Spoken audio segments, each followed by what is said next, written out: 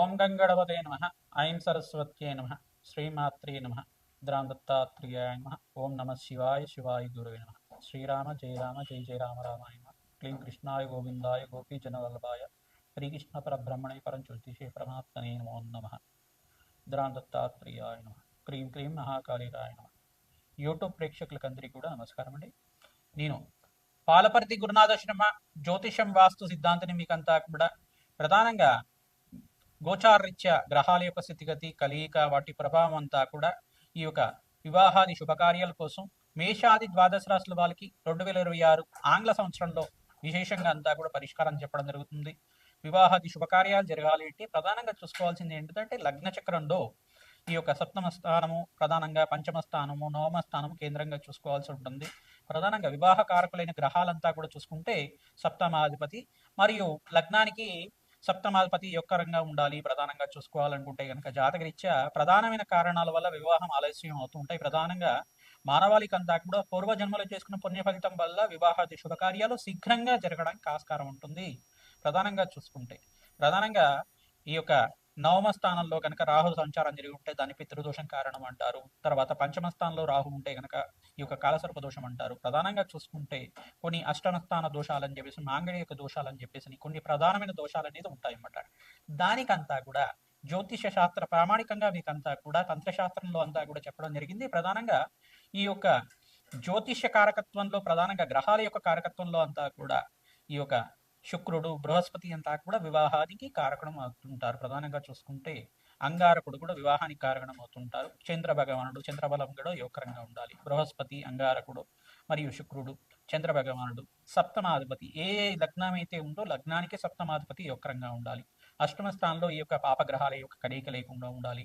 ఈ యొక్క కొన్ని గ్రహాల యొక్క స్థితిగతి సంయోగం అనేది పాపగ్రహంతో పాటు సంయోగం లేకుండా ఉండాలి. గ్రహస్థితి అంతా కూడా చూసుకుంటే జన్మ జాతకం ప్రకారంగా మీకు వివాహాది శుభకార్యాలు జరగడానికి ఆస్కారం ఉంటుంది. గోచారీత్యా కూడా గురుబలం చేకూరుతుంది అనమాట. గోచారీత్యా గురువు అంతా కూడా యోగకరంగా మంచి శుభస్థానంలో యోగకరంగా ఉంటాయి కనుక శీఘ్రంగా వివాహాది శుభకార్యాలు జరగడానికి ఆస్కారం ఉంటుంది. ప్రధానమైన కారణం అంతా కూడా చూసుకుంటే మాంగళిక దోషం అనేది ప్రధానంగా కారణంగా చెప్పడం జరుగుతుంది. అంటే మాంగళిక దోషం అనేది అంగారక దోషం అంటారు దాన్నంతా కూడా. ఈ అంగారక దోషం అనేది విశేషంగా మీకంతా కూడా జాతకరీత్యా ఎవరికైతే కనుక అంగారకుడు ఈ స్థానంలో ఉంటే కనుక దోషకారిగా ఉంటాడు. ప్రధానంగా వివాహాది శుభకార్యాలు ఆలస్యం అవడానికి అంతా కూడా మాంగళిక దోషం ఆలస్యం అవడానికి ఆస్కారం ఉంటుంది. అదొకటి కారణం మాత్రమే. అదొకటే కాకుండా పితృదోషము స్త్రీ శాపము పితృదోషం అనేది మాతృమూలకమైన పితృదోషం కానీ ప్రధానమైన దోషాలంతా కూడా ఉంటాయి. దీనికంతా కూడా కారణంగా చెప్పడం జరుగుతుంది. పూర్వజన్మ చేసుకున్న కర్మశేషానంతా కూడా అనుభవించే విధంగా ఉంటుంది. కావున కర్మఫలతాకన శనీశ్వరుడు అంతా కూడా మీకు ఆ కర్మదోషాన్ని నుంచి నివారణ అవ్వడానికి అవకాశం ఉంటుంది. ప్రధానంగా దానికి పరిష్కారాలు కూడా ఉంటాయి. ప్రధానంగా చూసుకుంటే శ్వేతర్క కళ్యాణం అని చెప్పేసి అంటారు, అర్క కళ్యాణం అని చెప్పేసి అంటారు. ప్రధానంగా చిల్లేడు చెట్టుకి కళ్యాణం చేయించడం అనేది ఉంటుంది. తర్వాత కుంభ వివాహం అని చెప్పేసి ఉంటుంది. అశ్వత్థనారాయణ కళ్యాణం అని చెప్పేసి ఉంటుంది. ఇటువంటి పరిహారాలు అంతా కూడా ఆచరించడం వల్ల శీఘ్రాతి శీఘ్రంగా మీకంతా కూడా వివాహాది శుభకార్యాలు జరగడానికి ఆస్కారం ఉంటుంది. మేషాది ద్వాదశ లగ్నాల జాతకులంతా కూడా మేషాది ద్వాదశ రాశుల జాతకులంతా కూడా ప్రధానంగా మీకు వివాహాది శుభకార్యాలు జరగాలి అంటే కనుక శీఘ్రంగా జరగాలి అంటే కనుక సుబ్రహ్మణ్య స్వామి కళ్యాణం అంతా కూడా ఆచరించడం వల్ల శీఘ్రాతి శీఘ్రంగా వివాహాది శుభకార్యాలు జరగడానికి ఆస్కారం ఉంటుంది. ప్రధానంగా జాతకరీత్యా ఉన్న దోషానికి ప్రబలంగా ఉందా లేదా చూసుకోవాలి. ఏ స్థానంలో దోషం అనేది ఉంది దానికంతా కూడా దోష స్థితి అంతా కూడా ఈ రకంగా ఉంది, యుతి అంతా కూడా ఈ రకంగా ఉంది, ఏ గ్రహాల యొక్క సంయోగం వల్ల ఈ యొక్క దోష ప్రామాణికం అంతా కూడా నిర్ధారణ అయింది అనేది జ్యోతిష సిద్ధాంతాలతోటి మీరంతా కూడా నిరూపణ చేసుకొని తత్పరిహారార్థం అంతా కూడా ఆచరించడం వల్ల శీఘ్రాతి శీఘ్రంగా వివాహాది శుభకార్యాలు జరగడానికి ఆస్కారం ఉంటుంది. ఈ యొక్క విశేషాలంతా కూడా ఈ ఎపిసోడ్లో చెప్పడం జరుగుతుంది. మేషాది ద్వాదశ రాశుల వాళ్ళు ప్రతినిత్యం కూడా గోమాత సేవ చేయండి. తద్వారా మీకంతా కూడా వివాహాది శుభకార్యాలు జరగడానికి ఆస్కారం ఉంటుంది. 2026లో మేషాది ద్వాదశ లగ్న జాతకులకి మేషాది ద్వాదశ రాశుల వాళ్ళకి ఎవరికైతే కనుక గురుబలం అంతా కూడా చేకూరుతుందో వాళ్ళకంతా కూడా శీఘ్రంగా వివాహాది శుభకార్యాలు జరగడానికి ఆస్కారం ఉంటుంది. అందరి కూడా వివాహాది శుభకార్యాలు జరగాలని చెప్పి ఆశీర్వాదం చేస్తూ జగన్మాత అనుగ్రహం వల్ల అతి శీఘ్రంగా వివాహాది శుభకార్యాలు జరగాలంటే ఎటువంటి పరిష్కారాలు ఆచరించాలో ఈ ఎపిసోడ్లో చెప్పడం జరుగుతుంది. ధనస్సు రాశి ధనస్సు లగ్న జాతకులకి 2026 ఆంగ్ల సంవత్సర ఫలితాల్లో భాగంగా వివాహాది శుభకార్యాలు జరగాలంటే ఎటువంటి పరిష్కారం ఆచరించాలి, అసలు వివాహాది శుభకార్యాలకంతా కూడా ఏ గ్రహం కారణం అవుతుంది, ఏ గ్రహ దోషం వల్ల ఆలస్య వివాహాలు అవుతున్నాయి అనేది సంపూర్ణంగా విశ్లేషణ చేయడం జరుగుతుంది. ప్రధానంగా చూసుకుంటే వివాహాది శుభకార్యాలకి బృహస్పతి అత్యంత శుభుడిగా చెప్పడం జరుగుతుంది. ప్రధానంగా జాతకరీత్యా మీకు సప్తమాధిపతి అత్యంత శుభుడిగా ఉండాలి. బుధ భగవానుడు కూడా జాతకరీత్యా యొక్కరంగా ఉండాలి. శుక్రుడు యొక్కరంగా ఉండాలి. శనీశ్వరుడు యొక్కరంగా ఉండాలి. ఇక్కడ శనీశ్వరుడి యొక్క దృష్టి దశమ దృష్టి అంతా కూడా రాశి మీద పడుతుంది కావున ప్రధానంగా బృహస్పతి ఉచ్చస్థానంలో మార్పు జరిగినప్పుడు వివాహాది శుభకార్యాలు జరగడానికి ఆస్కారం ఉంటుంది. ప్రధానంగా గురుబలం అంతా కూడా ఉంది మీకు ప్రధానంగా చూసుకుంటే. అయితే ఇక్కడ శనీశ్వరుడి యొక్క దృష్టి రాశి మీద పడుతుంది గోచారీత్యా. దానికి పరిష్కారం అంతా కూడా ఆచరిస్తూ ఉండాలి. శనీశ్వరుడికి జపము హోమాది కార్యక్రమాలు, శనీశ్వరుడికి రాహుకి బృహస్పతికి శుక్రుడికి బుధ భగవానుడికి జపము హోమాది కార్యక్రమాలు ఆచరించడం వల్ల వివాహాది శుభ కార్యాలన్నీ కూడా శీఘ్రంగా జరగడానికి ఆస్కారం ఉంటుంది. జన్మ జాతకమే ప్రధానమైన జాతకంగా ఉంటుంది. దత్తాత్రేయ శాంతి హోమాది కార్యక్రమాలు, దత్తాత్రేయ స్వామి వారి చరిత్ర పారాయణం అంతా కూడా ఆచరించిన వాళ్ళకి అతి శీఘ్రంగా కళ్యాణ యోగం అవడానికి ఆస్కారం ఉంటుంది. సుందరాకాండ పారాయణం చేసుకున్న వాళ్ళకి కూడా వివాహాది శుభకార్యాలు జరగడానికి ఆస్కారం ఉంటుంది.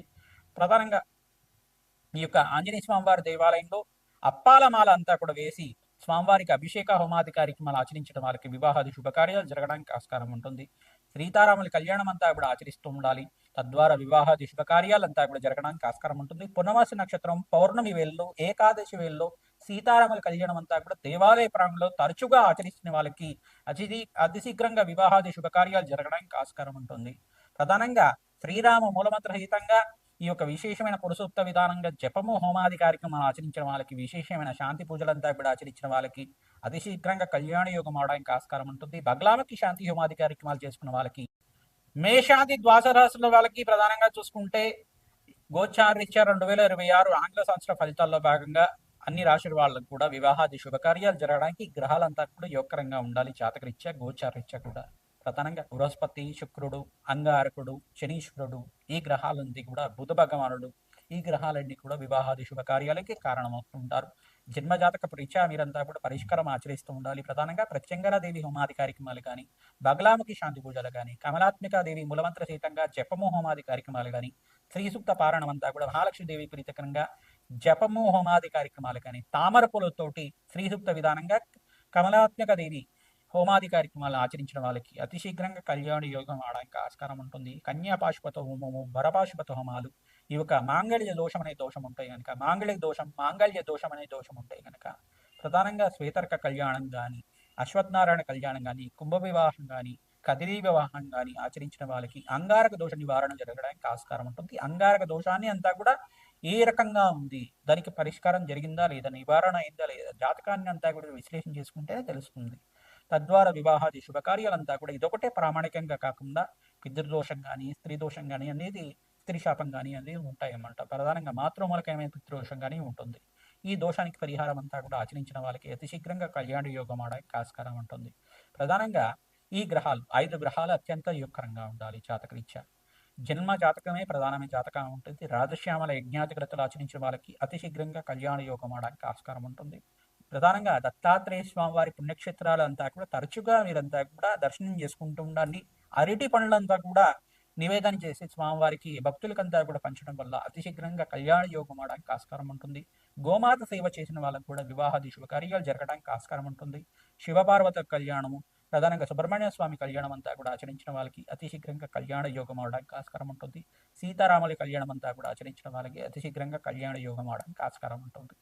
శ్రీమాత్రే నమః. రామ్ దత్తాత్రేయ.